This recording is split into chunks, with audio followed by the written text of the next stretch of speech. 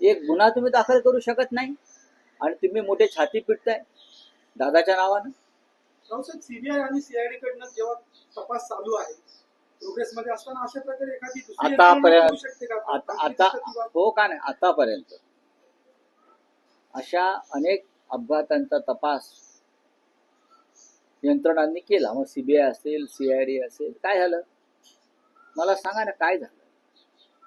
गेल्या वर्षभरामध्ये असे किती अपघात झाले तुम्हाला माहिती आहेत का?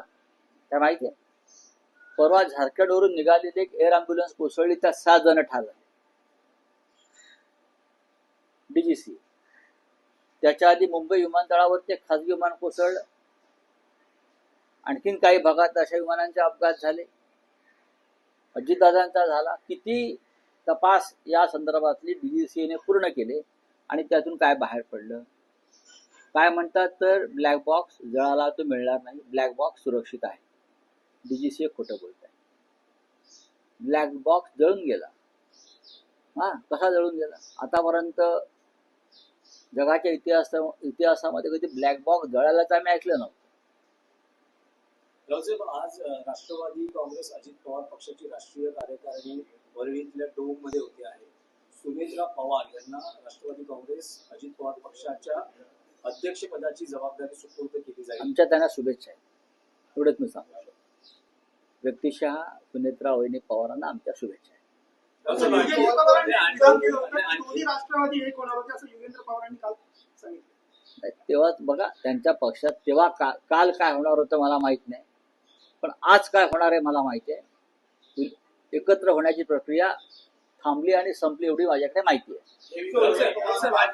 आणि आणि आणि आणि एक लक्षात घ्या, दोन्ही राष्ट्रवादी एकत्र होण्याच्या प्रक्रियेनंतर अजितदादा पवार हे भाजपच्या जाळ्यातून बाहेर पडणार. कळलं? मी जे म्हणतोय ते 100% सत्य आहे. अजितदादा भारतीय जनता पक्षाची साथ सोडणार होते. रावसाहेब, तुम्ही म्हणालात की दोन्ही राष्ट्रवादी काँग्रेस एकत्र येण्याची प्रक्रिया आता थांबलेली आहे, संपलेली आहे. त्यामागचं म्हणजे आता कारण नाही, माझ्या माहितीप्रमाणे अजित पवार साहेबांची दादांची इच्छा होती. आता तशी इच्छा असलेलं व्यक्ती अजितदादांच्या आधीच्या पक्षात मला दिसत नाही. स्वतः अजित पवार यांची इच्छा होती. अजित पवारांना भारतीय जनता पक्षाच्या पकडीतून आणि तावडीतून बाहेर पडायचं होतं आणि एकत्र येऊन एका मोठ्या राष्ट्रवादी काँग्रेस पक्षाच्या संदर्भात त्यांच्या काही भूमिका होत्या. हे आता हळूहळू जेव्हा आम्ही माहिती घेतो तेव्हा बाहेर ते, पण त्यांना भाजपच्या पकडीतून बाहेर पडायचं होतं. भाजप हा खोटा आणि ढोंग्यांचा पक्ष आहे. त्यांनी दादा नाही फसवलं, म्हणजे खटले काढून घेऊ सांगितलं आणि खटले कायम ठेवून परत त्याच्यामध्ये वाढ केली. साहेब, असं असेल तर अजितदादांचा जो अपघाती मृत्यू आहे तो हे एक कारण असू शकतं. याच्यावर मी अनेकदा बोललेलं आहे.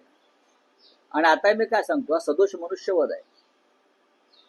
त्याच्यामुळे रोहित पवार जे सांगतायत किंवा पवार कुटुंब जे मागणी करतोय किंवा आमच्यासारखे दादांचे चाहते जे मागणी करतायत की VSR कंपनी आणि DGCA वरती गुन्हा दाखल करा, सदोष मनुष्यवधाचा गुन्हा दाखल करा. कोणीतरी जबाबदारी घ्यायला पाहिजे ना. एखादा खून झालेला आहे, कोणीतरी खून केलाय ना. खून केलेल्या हत्या झालेली आहे.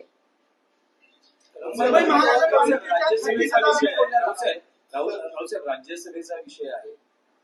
काय आतापर्यंत ठरतं आहे, काय निर्णयाप्रती महाविकास आघाडी येते आहे?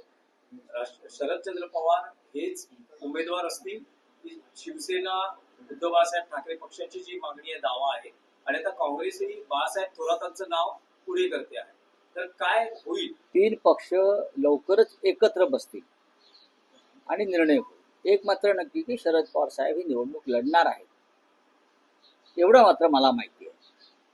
आता 3 पक्षांचा जो काही विषय आहे तो एकत्र, 3 पक्ष त्याला मान्यता देत आहेत, नाही देत आहेत, अजून काय होत आहे त्याच्याविषयी मी आता सांगू शकत नाही. कालच मी पवार साहेबांच्या प्रकृतीची चौकशी करण्यासाठी मी इस्पितळात फोन केला. त्यांच्याने माझा एक वेगळ्या प्रकारे संवाद झाला. तेव्हा मला त्यांच्या बोलण्यातून जाणवलं, ते मी तुम्हाला सांगतो. आता शेवटी 3 पक्ष, महाविकास आघाडी आहे, एक मात्र नक्की आहे की शिवसेनेच्या सुद्धा बिर्यांका चतुर्वेदी निवृत्त झालेल्या आहेत. काँग्रेस पक्षाच्या रजनीताई पाटील निवृत्त झालेल्या आहेत. तिथे राष्ट्रवादीतून माननीय शरद पवार आणि फौजा खान निवृत्त झाले आहेत. 4 निवृत्त झालेले आहेत 3 पक्षांचे. ते प्रत्येक जण आपापला दावा सांगेल की आमची ही जागा आहे, आमची ही जागा आहे, आमची जागा आहे. पण जागा एकच जाणार आहे आणि 3 पक्षांनी एकत्र येऊन निर्णय घेतल्याशिवाय विधान परिषद, यापुढची प्रत्येक विधान परिषद आणि राज्यसभा ही विरोधी पक्षाला मिळणार नाही. त्याच्यामुळे आम्हाला सगळ्यांना अत्यंत संयमानं आणि शहाणपणानं निर्णय घ्यावा लागणार आहे. 36,000 कोटीच्या ठेवी महानगरपालिकेच्या फोडल्या जाणार मुंबईच्या विकासासाठी. ही मुंबईकरांना दिलेली भेट आहे.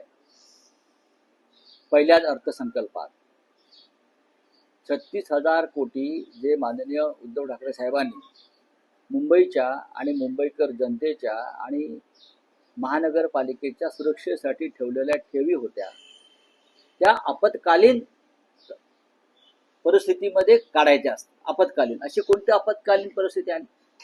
याचा अर्थ गेल्या 4 वर्षामध्ये प्रशासकीय काळामध्ये मुंबई महानगरपालिकेची लूट झाली, ठेकेदारांनी लुटली, त्या लुटीतला वाटा राज्यकर्त्यांना मिळाला आणि आता तुमच्याकडे विकासाला पैसा नाही, तेव्हा माननीय उद्धव ठाकरे यांच्या नेतृत्वाखाली ज्या ठेवी ठेवण्यात आल्या त्याच्यावर तुम्ही दरोडा घालताय. तुम्ही स्वतः काय कमवलं? अहो, सरकार तुमचं आहे ना महाराष्ट्रात आणि केंद्रात. मग 36,000 कोटी काय देऊ शकत नाही देवेंद्र फडणवीस? नुसती सत्ता भोगणार आहात तुम्ही. देखिए रोहित पवार जी का ये कहना है, मुलाकात हुई, मैं उनसे फिर एक बार एक्सीडेंट के बारे में पूरी बातें समझ ली, क्या हुआ है, कैसे हुआ है. उनके साथ टेक्निकल एक्सपर्ट्स थे.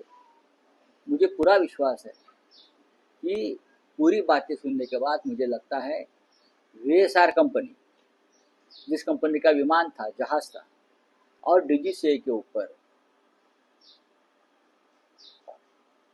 FIR लॉज होनी चाहिए. ये सदोष मनुष्यवध का गुना है, ये मानवीय हत्या है. तो DGCA और VSR कंपनी के ऊपर FIR लॉज होना चाहिए और उनकी जांच सिटिंग हाईकोर्ट जज से होनी चाहिए. देखिए बात ऐसी है, अजीत पवार के रिश्तेदार अगर जाकर अपना कंप्लेंट लॉज करना चाहते हैं और पुलिस लॉज नहीं करती, उनका मतलब पुलिस पर दबाव है. आज रोहित पवार बारामती में जाकर एक कंप्लेंट लॉज करेंगे ऐसे लगता है, लेकिन वहां भी पुलिस के ऊपर दबाव होगा.